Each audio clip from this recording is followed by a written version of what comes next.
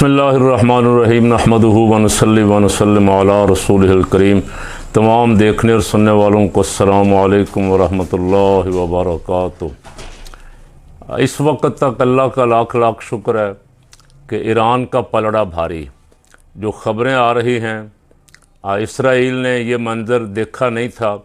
दुनिया को ये तासुर दिया गया था कि ये नाकाबिल तस्खीर है, कोई मिज़ाइल, कोई ड्रोन, कोई हथियार यहाँ नहीं पहुँच सकता, ऐसा दिफाई निज़ाम है। लेकिन अल्लाह की कुदरतें हैं, उसके सारे निज़ाम दरम बरम हो गए हैं। अब मिज़ाइल ईरान के हिट कर रहे हैं जाके तल अबीब और हैफ़ा वगैरह और मुख्तलिफ़ शहरों को और उनकी छावनियों को। और बड़े बड़े बदमाश जिनकी गर्दनों में सरिया था नेतन्याहू जैसे, उनके दिमाग का खन्नास काफ़ी हद तक निकल गया। अब वो मिन्नत समाजत पे हैं, इधर उधर हाथ पाँव मार रहे हैं। पाकिस्तान के आर्मी चीफ़ के साथ मुलाकात में भी शुनीद ये है कि एक टॉपिक ये भी था कि जितनी जल्दी हो सके अपना असर रसूख इस्तेमाल करके ईरान इसराइल जंग बंद करवाएं। इधर उधर जर्मनी, फ़्रांस, बरतानिया भी टेलीफ़ोनों पे मुलाकातें, गुफ्तगू, मुज़ाकरात की बातें कर रहे हैं। और ईरान के सुप्रीम कमांडर आयतुल्लाह ख़ामनेई ने खुला ऐलान किया कि अब इनके साथ कोई मुज़ाकरात नहीं होंगे। ट्रंप जो 2-4 दिन बड़ी उछल कूद कर रहा था, ये कर दूंगा, वो कर दूंगा, अब भी मौका है, ईरान अभी भी ये कर दे, वो कर दे, हथियार डाल दे, अब वो ट्रंप की बोलती भी बंद है आजकल। ट्रंप कुछ दिनों से इस मसले पे खामोश है और परेशान है, इसलिए कि यहूदी उनके चाचे बाबे हैं सारे। यहूदियों को बचाना और यहूदियों की हिफाजत करना, यहूदियों का साथ देना, वो अपना मनसब अव्वली समझते हैं। पाकिस्तान या दीगर ममालिक को या अरब ममालिक को बेवकूफ़ बनाने के लिए दोस्ती का ढोंग रचाते हैं। जिसको इस्तेमाल करना होता है उसकी 4 दिन तारीफ़ करते हैं कि वाह वाह ये बड़ा अच्छा आदमी है, ये बड़ा अच्छा आदमी। और जब इस्तेमाल कर लेते हैं तो ऐसे ही करते हैं जैसे शाह ईरान के साथ किया था, ऐसे ही करते हैं जो कुछ मुशर्रफ के साथ किया और जो जनरल ज़ियाउल हक मरहूम के साथ किया। किसी को मौलाना शाह नूरानी रहमतुल्लाह अलैह ने मुशर्रफ को जब उसने पूछा था कि अमेरिका पूछ रहा है दोस्ती या दुश्मनी, हाँ या ना, तो हमें क्या करना चाहिए? अगर हमने उसके साथ दोस्ती का दम ना भरा तो हमें तोरा बोरा बना देगा।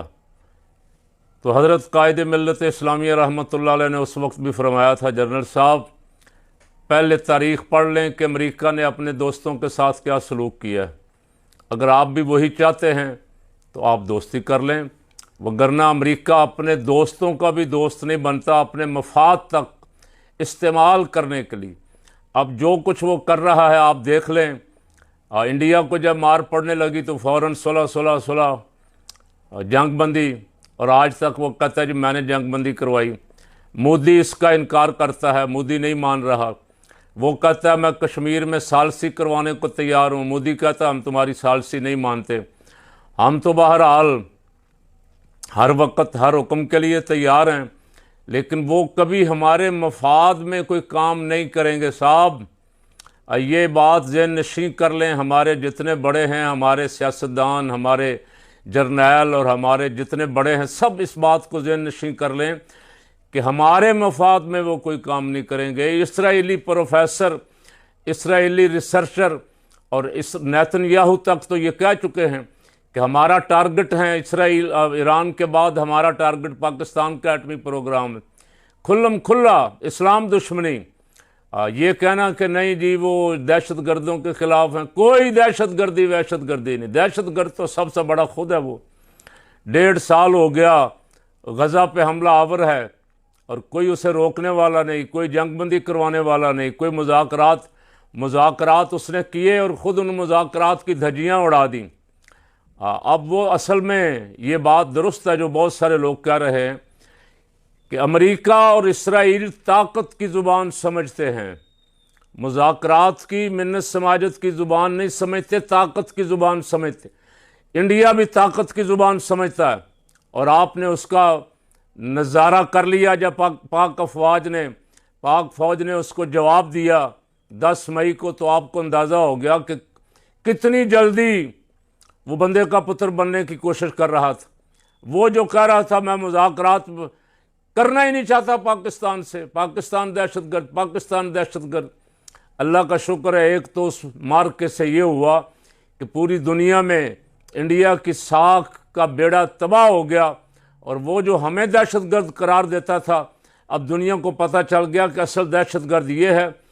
इसने पहल की पाकिस्तान पे हमला करने की, और उधर इसराइल ने पहल की। अब कोई उज़र उनका काबिल कबूल नहीं है। आलमी बरादरी में अगर कोई जान होती, अगर कोई ज़र्रा बराबर भी इंसाफ और अदल का तराजू उनके हाथ में होता, तो वो कभी भी इसराइल की हिमायत ना करते, वो कभी भी इसराइल के इक़दामात जो हैं उन्हें जायज़ करार ना देते। वो कहते कि इसराइल जारे है, इसराइल दहशतगर्द है, इसराइल तशद्दुद का, दहशतगर्दी का रास्ता इख्तियार कर रहा है, जुल्म रवा रख रहा है। लेकिन वो कोई भी उनमें से किसी में ये हिम्मत और जुर्रत नहीं है कि वो इसराइल के ख़िलाफ़ बोलें। वो गज़ा के ख़िलाफ़ बोलेंगे, वो ईरान के ख़िलाफ़ बोलेंगे, वो पाकिस्तान के ख़िलाफ़ बोलेंगे, वो लबनान के ख़िलाफ़ बोलेंगे, इराक़ और लीबिया के ख़िलाफ़ बोलेंगे। तो फिर आपको समझ आना चाहिए कि टारगेट कोई कौम नहीं है, टारगेट कोई बरादरी नहीं है, टारगेट इस्लाम है। कि जो भी इस्लाम का नाम लेवा है, मेरे रब ने इरशाद फरमाया था ना, वलन तरदा अनकल यहूद वलन नसारा हत्ता तत्तबिअ मिल्लतहुम। ऐ हबीब, ये कभी भी आपसे राज़ी नहीं होंगे यहाँ तक कि आप इनकी मिल्लत की इत्तिबा कर लें। तो ये आप जो मर्ज़ी कर लें, जितने मर्ज़ी मुज़ाकरात करें, इत्तेहाद की बातें करें, इनसे मुलाकातें करें, इनकी ताबेदारी करें, ये खुश नहीं होंगे।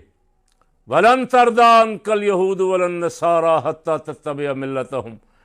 तो हमारी आंखें खुल जानी चाहिए, हमें गौर करना चाहिए। हमारे इदारों को ख़ास करके हमारी असम्बली, सेनेट, हमारी अदालतें, काश ये इंसाफ फराहम करने लग जाएं, ये अपनी आवाम के साथ खड़े हो जाएं, ये आवाम के हकूक़ के लिए। बदकिस्मती से ये अपने हकूक़ के लिए लड़ रहे हैं, अपनी कुर्सी के लिए लड़ रहे हैं, अपने इक़्तिदार को तूल देने के लिए लड़ रहे हैं। इनको मुल्क की आवाम की कोई परवाह नहीं। इन्होंने गरीबों पे टैक्स लगाए, अमीरों के टैक्स माफ़ किए, इन्होंने गरीबों के काबिल इस्तेमाल अशिया जितनी थी जैसे सोलर वगैरह 18% टैक्स। आज मैं देख रहा था कि वज़ीर साहब का किसी का बयान है कि सोच रहे हैं 18% से कम करके 10% कर दें। और बयान तो ये आना चाहिए था कि हम इस टैक्स को ख़त्म ही कर रहे हैं। बिजली दे नहीं रहे। हमारे यहाँ गुलबर्ग का इलाका, लाहौर गुलबर्ग, रात 2-2, 3-3 घंटे लोड शेडिंग रहती, माएँ बच्चों को लेकर बाहर गलियों में खड़ी रहती। तो ये तो हुकूमत का हाल है। जब आवाम को आप इस तरह तंग करेंगे तो आवाम आपके लिए दुआ के लिए हाथ उठाएंगे या बद दुआएँ देंगे। अपने अवाम को खुश करें, अवाम के हकूक़ की पासदारी करें, अवाम को इंसाफ मुहैया करें, अवाम को अदल दें। ये अवाम आपके साथ जब खड़ी होगी तो कोई कुफर की ताकत आपके मुकाबले पे ठहर नहीं सकेगी। पाक फ़ौज और अवाम जब ये दोनों मिलके बुनियान मरसूस बन जाते हैं तो फिर कोई ताकत मुकाबला नहीं कर सकती।